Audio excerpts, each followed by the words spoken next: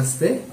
मैं वैद्य दिलीप प्रभाकर गाड़गी पुणे में 43 बरस से आयुर्वेद क्षेत्र में कार्य कर रहा हूँ और मेरा खास जो काम है वो कैंसर, किडनी फेलियर इस जैसे बीमारियों में है।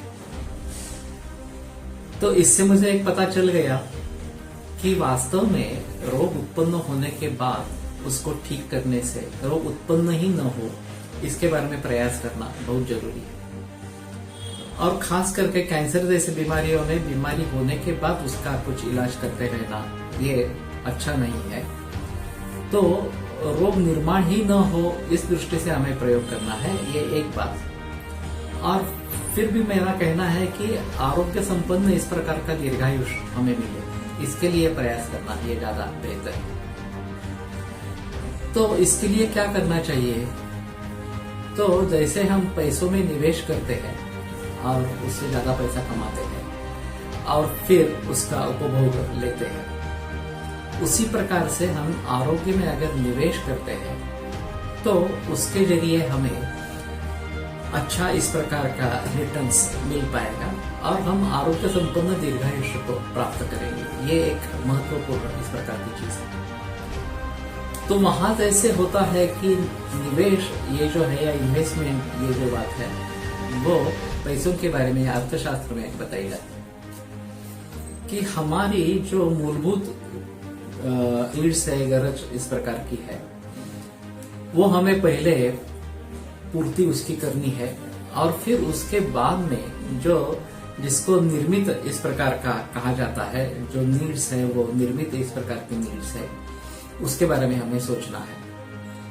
लेकिन होता है ऐसे कि हम इसमें फर्क नहीं कर पाते हैं और फिर हमारा ज्यादा खर्चा निर्मित में चला जाता है और फिर हमारे पास पैसे ही नहीं बचते जिसका हम निवेश कर सकेंगे इस प्रकार से। तो मूलभूत हमें क्या चाहिए ये हमें सोचना जरूरी पड़ेगा।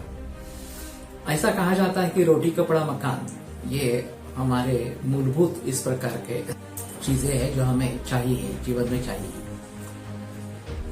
और वैसे देखा जाए तो उससे पहले भी आरोग्य हमारे लिए सबसे मूलभूत इस प्रकार का है, क्योंकि अगर आरोग्य अच्छा है तो ही हम धर्म, अर्थ, काम, मोक्ष इन पुरुषार्थों की सिद्धि कर सकते हैं और फिर धर्म के अधीन होते हुए अर्थ और काम इनका सेवन कर सकते हैं, उपभोग ले सकते हैं। लेकिन आरोग्य ही अच्छा नहीं है तो ना ही हम धर्म को निभा पाते हैं, ना ही हमें अच्छी अर्थ प्राप्ति होती है या हम अपनी कामनाओं की पूर्ति कर पाते हैं। इसलिए सबसे अहम मुद्दा है कि हमारी सेहत अच्छी हो, हमारी तबीयत अच्छी हो और हमें आरोग्य संपन्न दीर्घायु इस प्रकार का प्राप्त हो। तो ये अगर बात होती है तो निश्चित रूप से हम हमारी जो आकांक्षाएं, कामनाएं है उनकी पूर्ति कर सकते हैं और फिर जीवन का समाधान मिलेगा, जीवन सफल इस प्रकार का रहेगा। और इसलिए मैंने सोचा कि ये इस माध्यम से हम आगे बढ़ेंगे। पहले मैं इसके बारे में मराठी, हिंदी में बात करता था और 5 मिनट का रिकॉर्डिंग हर रोज सुबह करता था और वो फिर व्हाट्सएप ग्रुप में मैं भेजता था। काफी लोगों तक ये पहुंच चुका है।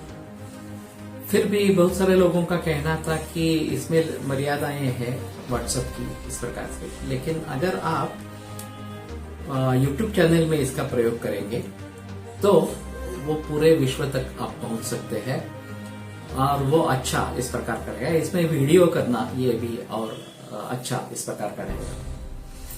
तो मैंने सोच लिया कि ठीक है, मैंने मराठी में इसके बारे में किताब प्रकाशित की थी, गुंतवणूक आरोग्य इस प्रकार से, लेकिन हिंदी में इस प्रकार की कोई किताब नहीं है और वैसे देखा जाए तो अंग्रेजी में भी इस प्रकार की किताब नहीं है। तो मैंने सोच लिया कि हम तीनों भाषाओं में ऑडियो वीडियो रिकॉर्डिंग करते रहेंगे, मराठी, हिंदी और अंग्रेजी, ताकि वो पूरे विश्व भर में पहुंचता रहेगा। और हफ्ते में 2-3 दिन में रिकॉर्डिंग करूंगा और शनिवार रविवार को लोगों को प्रायः थोड़ा समय रहता है तो उस दिन वो लोग देख लेंगे और ये एक श्रृंखला के रूप में आती रहेगी। तो जरूर इस श्रृंखला को आगे बढ़ाते रहेंगे। आप भी इसमें लाइक्स करें और ज्यादा से ज्यादा लोगों तक ये जानकारी पहुंचाए तो ज्यादा अच्छा इस प्रकार का रहेगा। अब हम फिर से उस तरफ मुड़ते हैं कि हमारी बेसिक नीड्स क्या है, मूलभूत जो उपलब्धि हमें चाहिए वो क्या है और निर्मित इस प्रकार की क्या है। तो जैसे मैंने कहा कि आरोग्य ये सबसे मूलभूत इस प्रकार की नीड है, लेकिन रोटी कपड़ा मकान ये आजकल के जमाने में मूलभूत इस प्रकार की नीड मानी जाती है। तो उसके बारे में अन्न हमारे लिए अच्छा होना, जितना हमें चाहिए उतना होना और उससे हमारा पोषण अच्छे तरीके से हो, बीमारियां न हो, इस प्रकार का होना, ये अगर होता है तो हमारी मूलभूत जो नीड है वो हमें प्राप्त हो जाती है। लेकिन वही खाना हम अच्छे तरीके से अच्छे थाली में लेकर खाते हैं, वातावरण अच्छा है वगैरह, तो ये निर्मित इस प्रकार का वातावरण होता है, उसके लिए ज्यादा पैसे खर्च करने पड़ते हैं।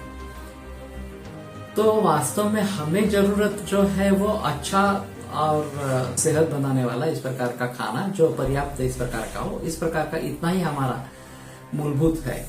लेकिन उसके आगे जाकर ये जिस प्रकार से निर्मित बताई जाती है, उसी प्रकार रोटी कपड़ा और मकान के बारे में भी है कि शरीर को ढकने के लिए हमें वस्त्र चाहिए, बाहर जब घूमना है तो अच्छे वस्त्र चाहिए, इस प्रकार से इतना ही काफी है। हमारा संरक्षण हो जाए धूप से या बारिश से वगैरह वगैरह, इस प्रकार से ये भी हमें देखना है, ठंड से संरक्षण हो जाए। लेकिन उसके आगे जाकर जब हम ऐसा सोचते हैं नहीं मुझे बहुत ऊंचे इस प्रकार के कपड़े चाहिए, इस कार्यक्रम के लिए ये ड्रेस, उस कार्यक्रम के लिए वो ड्रेस वगैरह वगैरह, इस प्रकार से, तो ये सब निर्मित इस प्रकार के हैं। और अगर उसमें हम पैसा खर्च करते हैं तो फिर हमारे हाथ में पैसा बचेगा नहीं। वैसी ही चीज मकान के बारे में है कि रहने के लिए पर्याप्त इस प्रकार का मकान होना चाहिए। हमारे घर में लोग कितने हैं और कितने रूम्स का मकान चाहिए वगैरह, ये हम डिसाइड कर सकते हैं।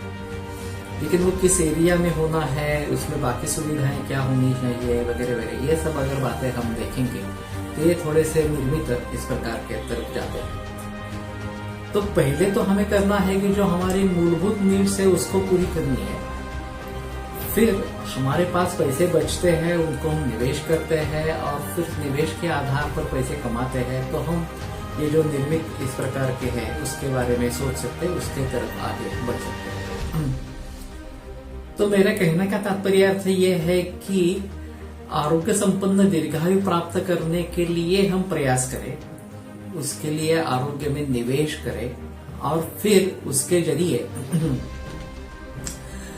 जब हमें आरोग्य संपन्न दीर्घायु प्राप्त होगा तो हम हमारे जो मकसद है, हमारे जो इरादे हैं, जिसमें दिलचस्पी है, उन बातों को हम कर पाएंगे और फिर हमारा जीवन सफल होगा और आनंदपूर्ण इस प्रकार का होगा।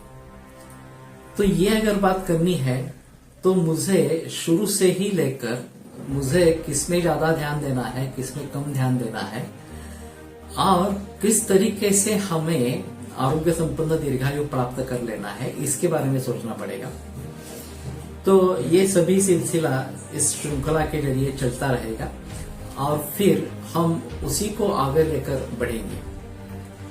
तो मुझे विश्वास है ये श्रृंखला आपको जरूर पसंद आएगी और आप इसमें जरूर हिस्सा लेंगे और इसको आगे बढ़ाते रहेंगे। नमस्ते।